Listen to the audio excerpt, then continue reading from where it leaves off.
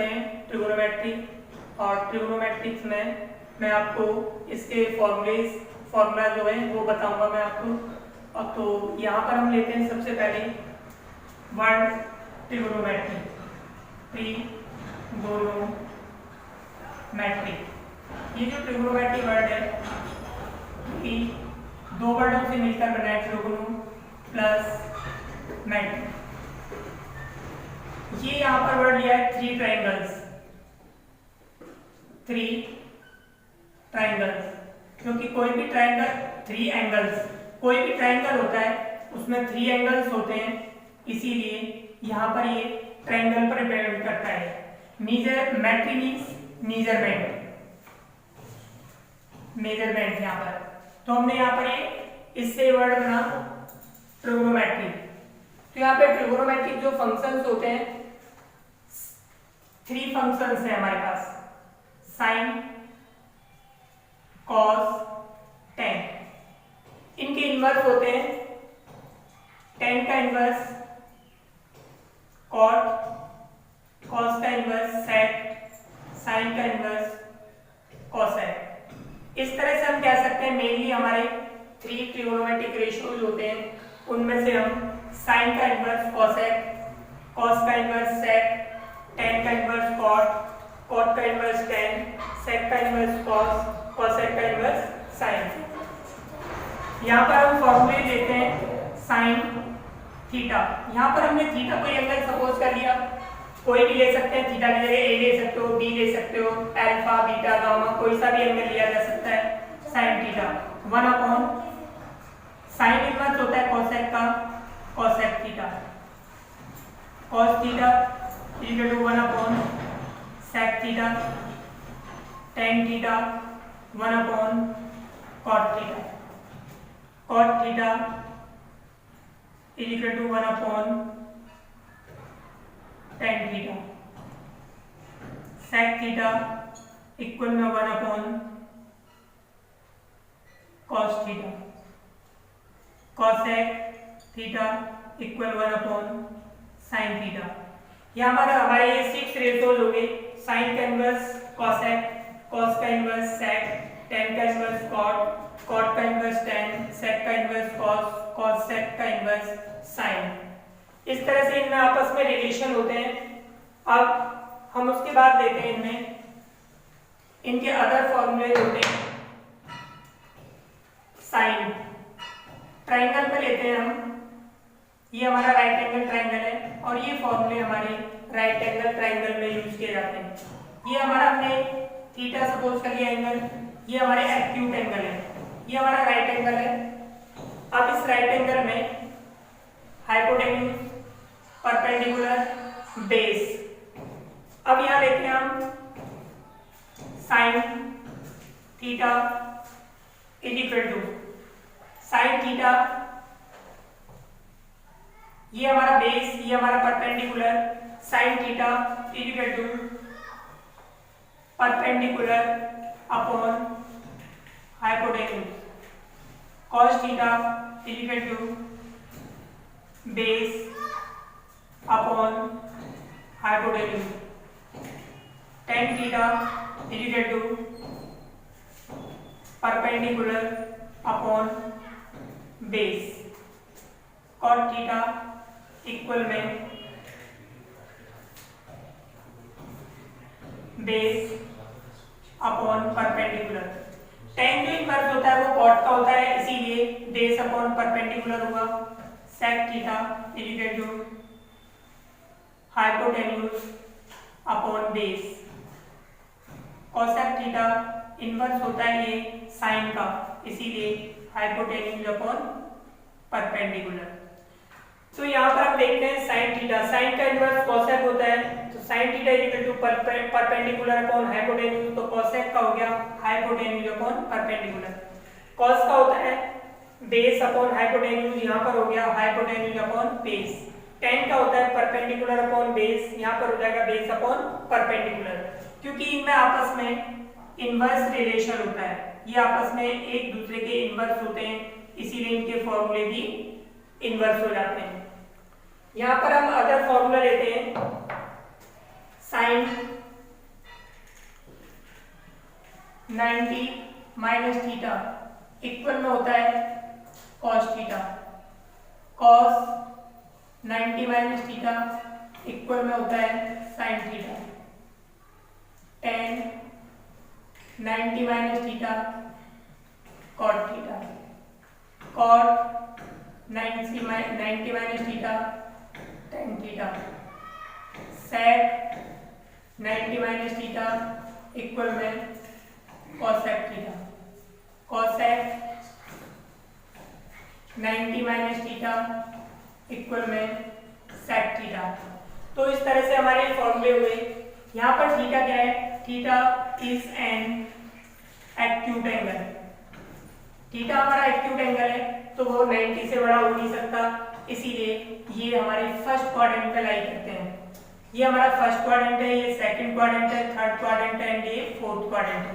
अभी हम only first quadrant में पढ़ेंगे और 11th क्लास में हम सेकंड, थर्ड, फोर्थ क्वाड्रेंट के बारे में पढ़ेंगे। फर्स्ट क्वाड्रेंट में जितने भी हमारे 6 ट्रिगोनोमेट्रिक फंक्शन हैं ऑल पॉजिटिव होते हैं। ऑल पॉजिटिव होते हैं, इसीलिए यहाँ पर ये सारी वैल्यू जो है हमारी पॉजिटिव आई है। उसके बाद हमारे पास इनकी वैल्यूज होती हैं कुछ,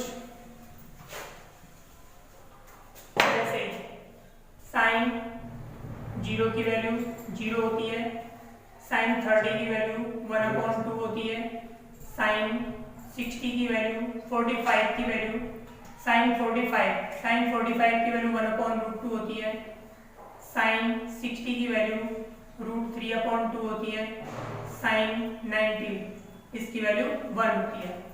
तो ये हमारे इसी तरह से सबकी वैल्यू होती है। हमारे पास वैल्यू 0, 30, 45, 60, 90 हम इनकी वैल्यू निकाल सकते हैं।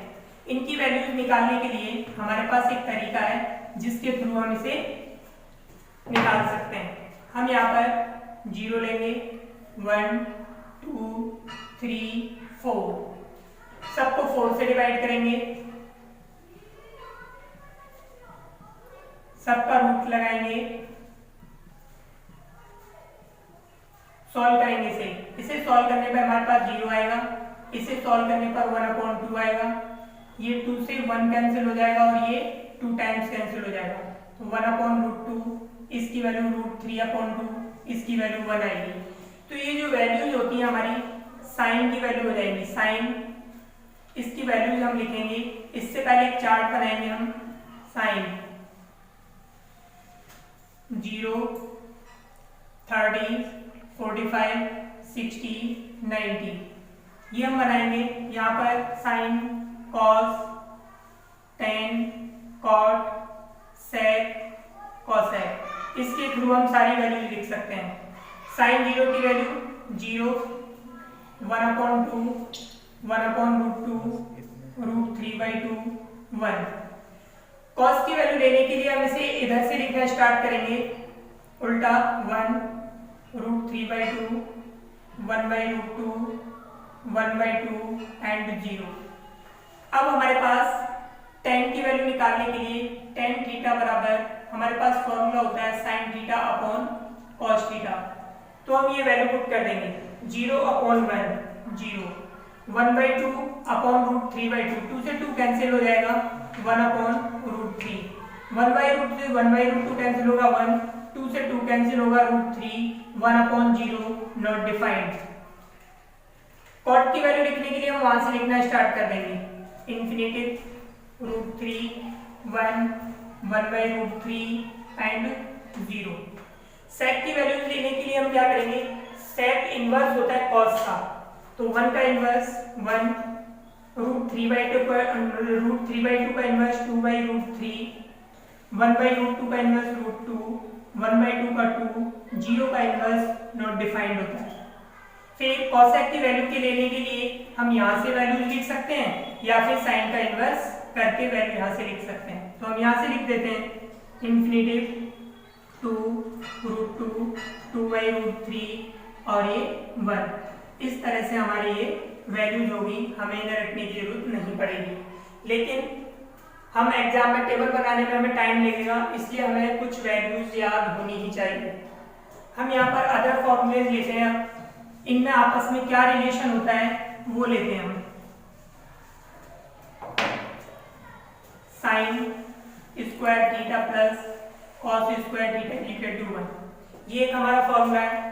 दूसरा फॉर्मूला है हमारे पास sec square theta minus tan square theta equal to 1, cosec square theta minus cot square theta equal to 1। हमारे पास ये 3 फॉर्मूले हैं। इन फॉर्मूला से हम अदर फॉर्मूले भी बना सकते हैं, जैसे इससे बनाएंगे हम। हमारे पास है ये sine square theta plus cos square theta equal to 1, sine square theta equal to 1 minus cos square theta. इससे हम अंडर स्क्वायर यहाँ से हटाएंगे, यहाँ पे अंडर रूट आ जाएगा 1 माइनस कॉस स्क्वायर थीटा। या फिर हम अगर दूसरी वैल्यू ले सकते हैं, हम कॉस के इक्वल लिखेंगे, cos square theta equal to 1 minus sine square theta, cos theta equal to under root 1 minus sine square theta. इसी तरह से हमारे पास सेक स्क्वायर थीटा की वैल्यू हो जाएगी sec square theta minus tan square theta equal to 1, तो sec square theta equal to 1 plus tan square theta. इसी तरह tan square theta equal to sec square theta minus 1। यहाँ से हम सेक की वैल्यू चाहे तो अंडर रूट में निकाल सकते हैं, sec theta equal to under root 1 plus tan square theta. Tan की वैल्यू हो जाएगी tan theta equal to under root sec square theta minus 1।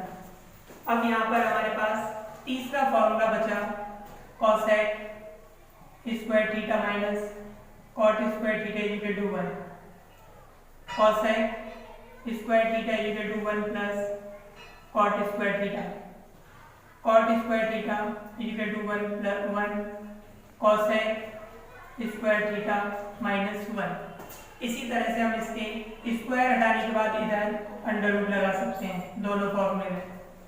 अब यहाँ पर हमें एक बात और याद रखनी है, मैंने भी फॉर्मूले बताए थे, ये यहाँ पर ये एंगल थीटा है, जिसके साथ ये जो थीटा एंगल है इसके सामने जो होगा वो परपेंडिकुलर होगा, और जिसके साथ ही लाइन बनेगी ये बेस होगी।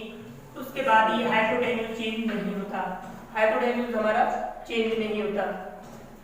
उसके बाद यहाँ पर हम दूसरा फिगर बनाते हैं। अगर हमारे पास ये एंगल दिया है थीटा ये है, तो इसके सामने ये परपेंडिकुलर होगा, ये बेस होगा और ये हाइपोटेन्यूज हो गया।